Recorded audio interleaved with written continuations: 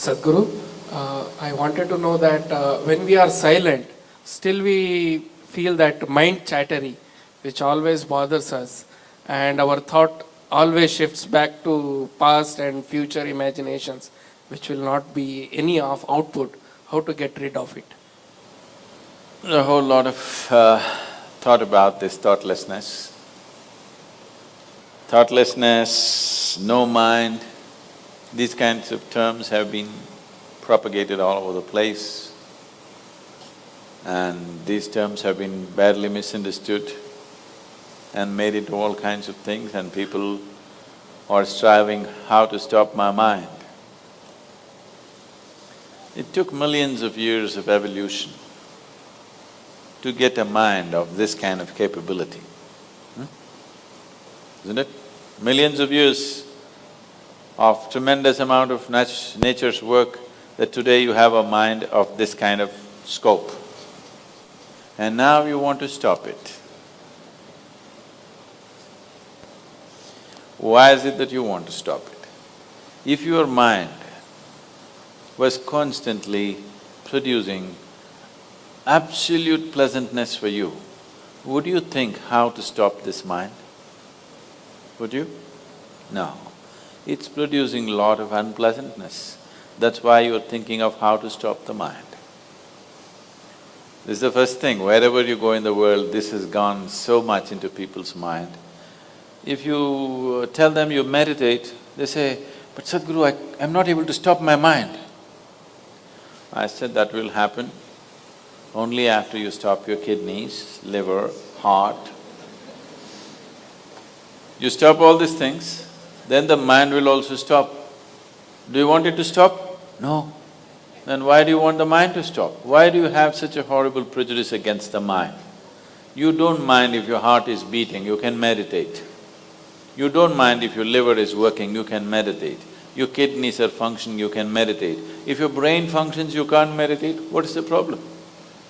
You seem to have something against intelligence, isn't it? This is the conspiracy of the stupid against human intelligence, that to meditate means your brain must be frozen. No. You don't have to freeze your brain. We were looking at this yesterday itself. We will initiate you into Shambhavi. It's a simple process. There are many ways to do it, this is one simple way. But it's a powerful process. If you sit here, you will see your body is here, your mind is somewhere, who you are is somewhere else. Once there is a space between you and the mind, then what the mind is not doing, what the mind is doing is not even an issue. It is like you're stuck in the traffic jam. You're struggling through the traffic. That's one experience. Suppose you're either standing on Chamundi Hill or you're floating in a hot air balloon and look down at all the traffic. Very peacefully, traffic. Why? There's a distance, isn't it? When you're in it, traffic is a different experience. From really high up there, sitting in a hot air balloon, you look down, you can't even hear the sounds. Looks wonderful, traffic, isn't it? Yes or no? Because there's a distance. So once there's a distance between you and your mind's activity, mind is not a problem. Mind is a miracle, it is not a problem. And anyway, if thoughts are going continuously, if you're having a mental diarrhea, obviously you ate some bad food, isn't it? Yes. If you're having a physical diarrhea, you ate some bad food, isn't it? If you're having a mental diarrhea, you are obviously consumed something wrong. What this wrong thing could be is, the moment you identify yourself with something that you're not, then you're finished. Your mind is a continuous runs. There is no other way. Do what you want, try as hard as you want, it is not going to stop. If you do not identify yourself with anything that you are not. You know how to be with everything, you know how to use everything, but you're not identified with it, then you will see if you sit here, simply mind will be like this. You want to use it, you can use it, otherwise it'll be like this.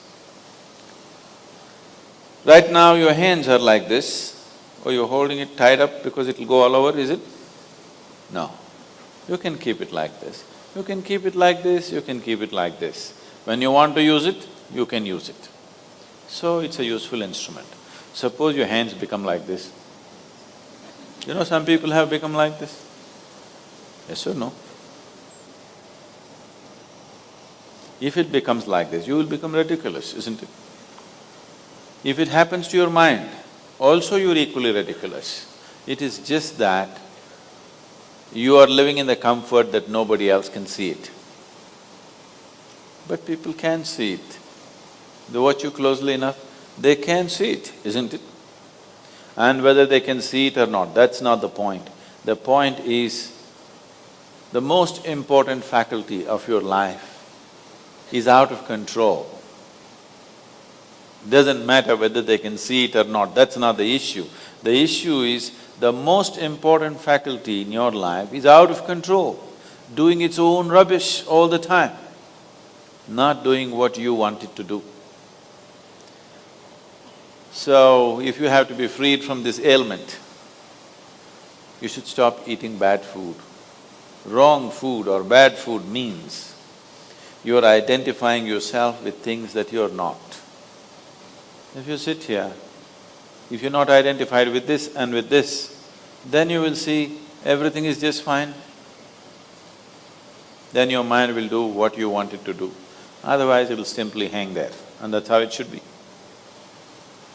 Mind should not be telling its own stories all the time. It should tell the story that you want it to tell, isn't it?